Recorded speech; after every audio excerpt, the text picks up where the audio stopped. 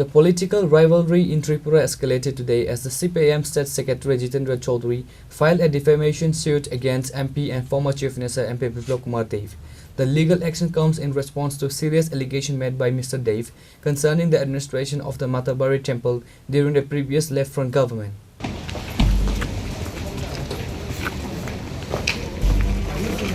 Speaking to the media after filing the case in court, Jitendra Chaudhury explained the basis of the defamation suit. The controversy stems from a speech delivered by MP Biplab Kumar Deb at a religious event in Gandhigram, where he allegedly claimed that during the left-front government, gold ornaments were stolen from the Mata Bari temple's donation boxes and replaced with fake items. Following the public accusation, the CPIM State Unit issued a statement strongly denying the charge and demanding immediate action from Mr. Deb.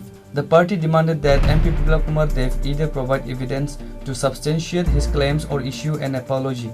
2025 গান্ধীগ্রামে একটা এই ধর্মীয় একটা অনুষ্ঠানে ত্রিপুরা রাজ্যের মাননীয় প্রাক্তন মুখ্যমন্ত্রী এবং বর্তমান লোকসভার সদস্য বিপ্লব কুমার দেব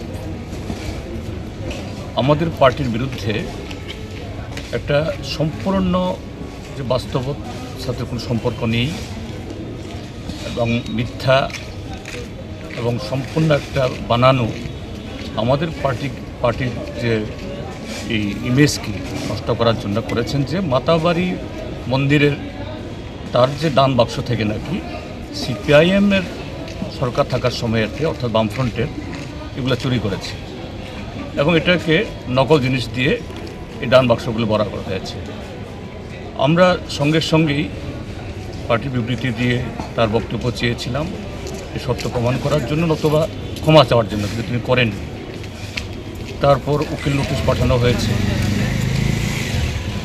কুরিয়ার যুগে চিঠি পাঠানো হয়েছে, পিয়ন বুকে পাঠানো হয়েছে, তিনি কোনো সাড়া দেন। তো বাধ্য হয়েই আদালতে তার বিরুদ্ধে মানহানি মামলা আমরা করেছি, যে আমাদের দেশে প্রচলিত আইনে এরকম একটা মিথ্যা অপবাদ একটা পার্টির বিরুদ্ধে, যা আমাদের লক্ষ লক্ষ অনুগামী সমর্থক তাদেরকে আহত করেছে এবং আমাদের ভাবমূর্তিকে নষ্ট করার চেষ্টা হয়েছে, তার বিরুদ্ধে যেন ব্যবস্থা গ্রহণ করা হয়।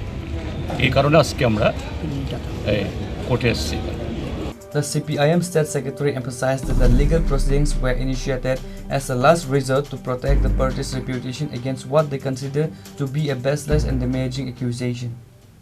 Reported by Pranav from Chini, Khorang.